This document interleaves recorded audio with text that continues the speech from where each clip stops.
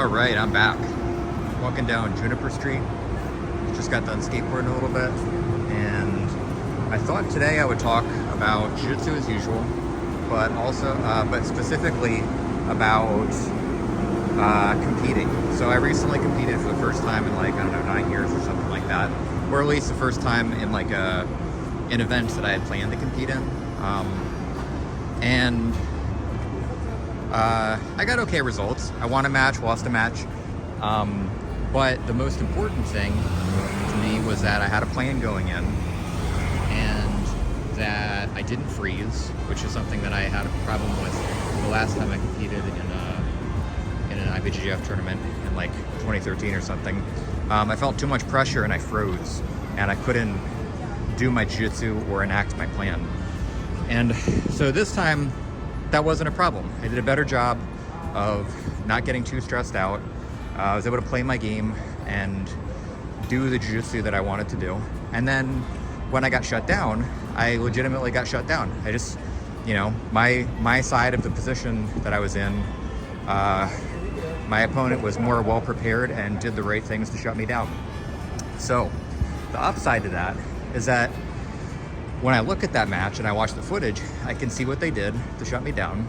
And then I can go back to the training floor and try to find technical answers for those problems and then improve my game from that point.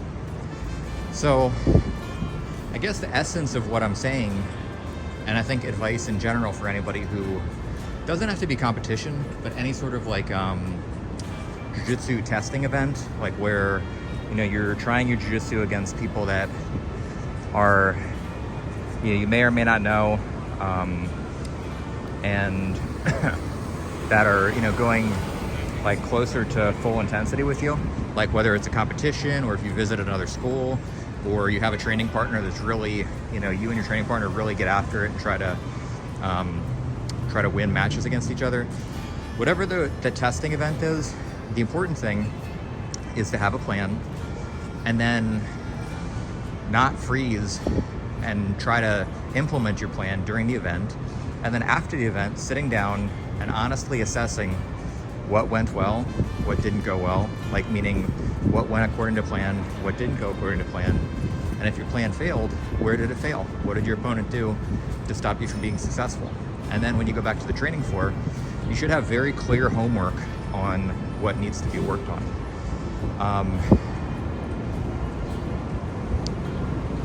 And then the other thing about that is that the next time you compete, you might run into a different set of problems, but you should be able to clearly measure your improvement in the position and the problems that you tried to do in your previous tournament.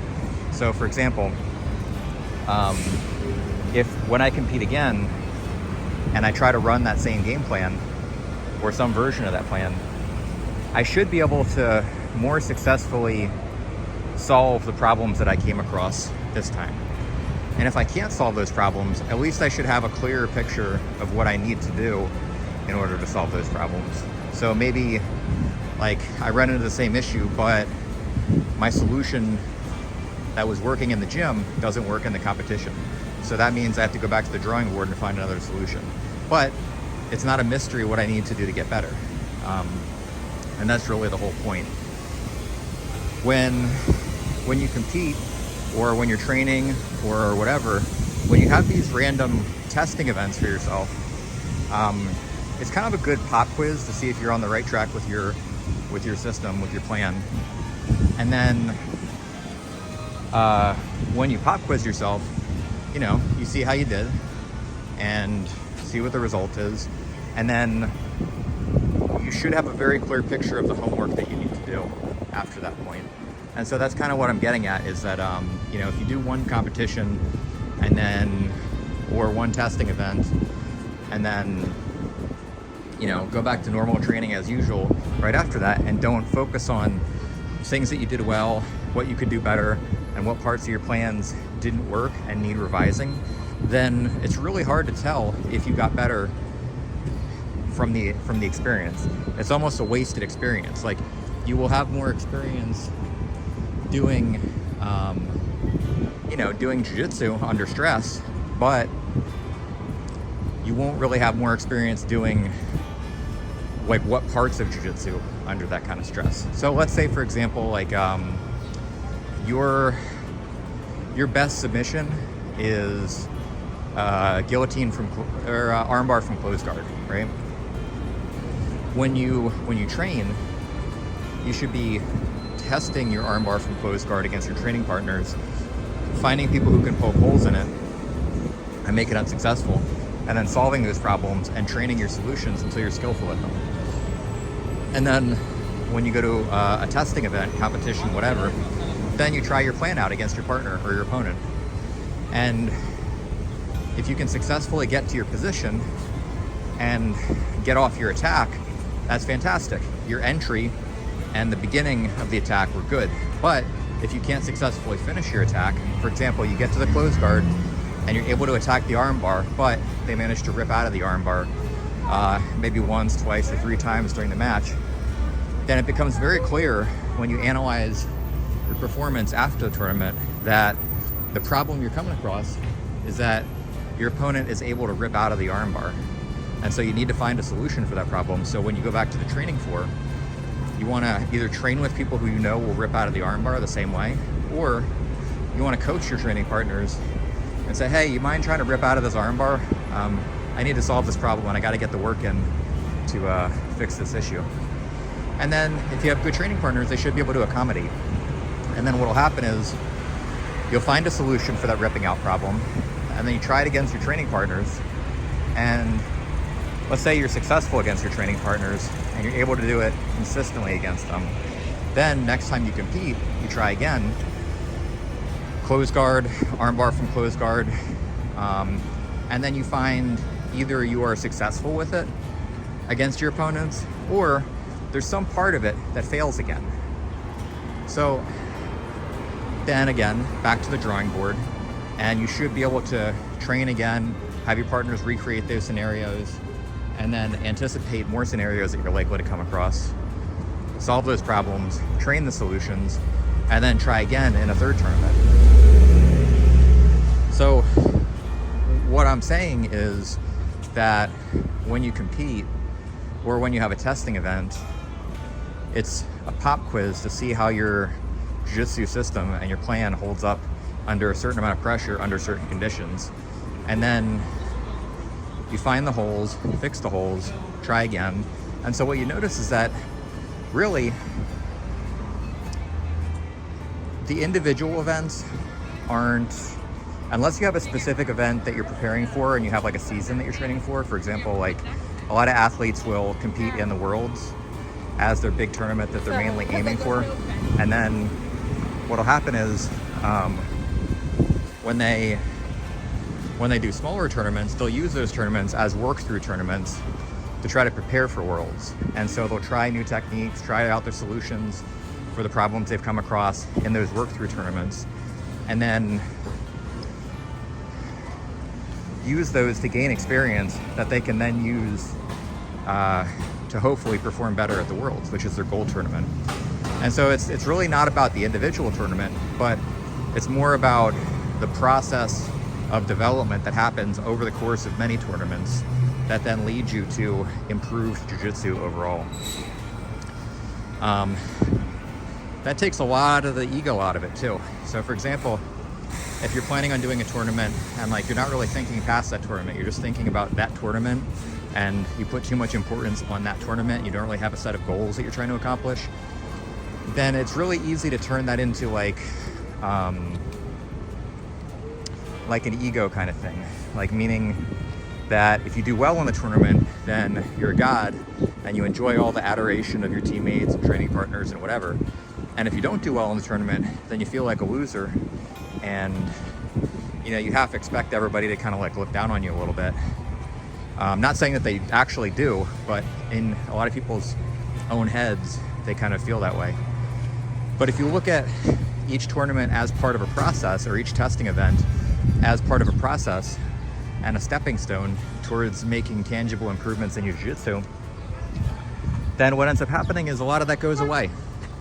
A lot of that feeling of like, you know, live or die, live by the sword, die by the sword, you know, the highs and lows of people admiring you or you thinking that you're a failure, a lot of that stuff kind of dissolves because you know that if you didn't perform the way that you wanted to perform in the tournament, it was that the plan that you had wasn't adequate for those challenges, and that now that you know what the problems are, you can go back to the drawing board, train solutions for those problems, make adjustments and improvements, and then build upon the previous event, previous tournament. And I don't want to harp too much on competitions being the only way to do that. You can really use anything as a testing event. It's just, a testing event is like, I guess like your 1 rep max for weightlifting. It's where you want to find a way to see if your system works under conditions where your training partners are really 100% trying to beat you. So that could be a tournament where there's stress and there's sometimes waiting around all day or whatever. That could be going to visit another school where the training partners are skillful, or it could be like I said before, training against specific training partners that you have at the gym, and then just telling them like, hey, listen, today I really want to test myself, so I want you to try to do your best to try to beat me, score points, try to submit me, try to pass my guard, whatever.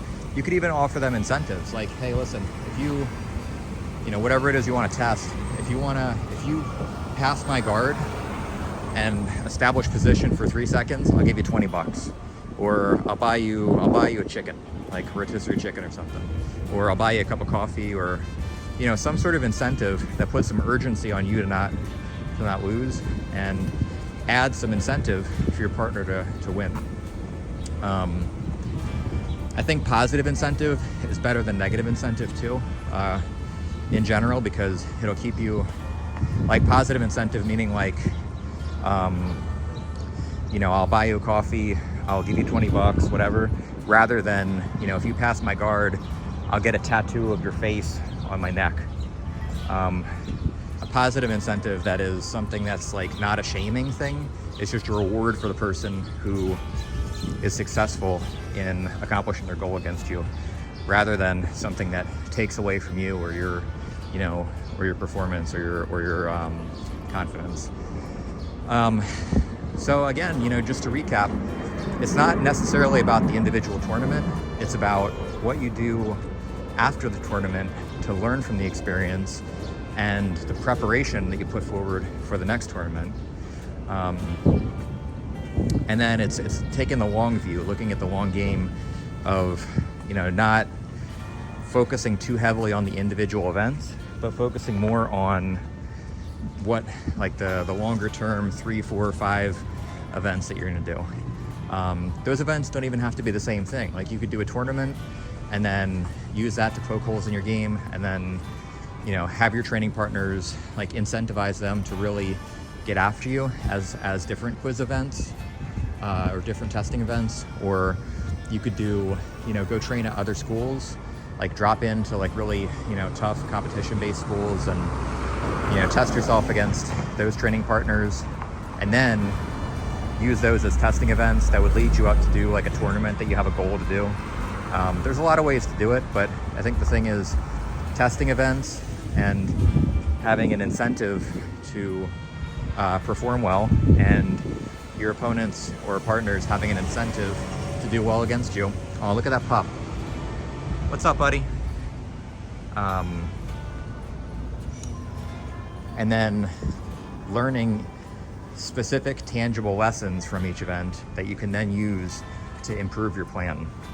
The plan part, I don't really need to go too detailed to explain, because I think, if you've watched any of my other videos, you know that I just can't stop talking about planning in jiu-jitsu. But, a quick outline of that would be just like, a plan should be something that gets you to strong points in your jiu-jitsu game, and hopefully denies your opponents their strong points. If you can match up your strengths with your opponent's weaknesses, that's even better. If I have a great closed guard armbar and they're very weak from defending and closed guard, fantastic. Something like that. But it's having something that you want to implement, a series of actions that you want to implement during a testing event, that you can then build off of in each successive event. So anyway, that's about it. A little bit of rambling, but I think everybody kind of gets the gist of what I was saying. Don't waste a testing event. Make sure you get something out of it afterwards. Don't take it too personally. Take the long view rather than the short view, and you know, have some sort of incentive structure for yourself and the people that you're training or competing with. All right, I'm gonna head out. That's about all I got for today. Bye.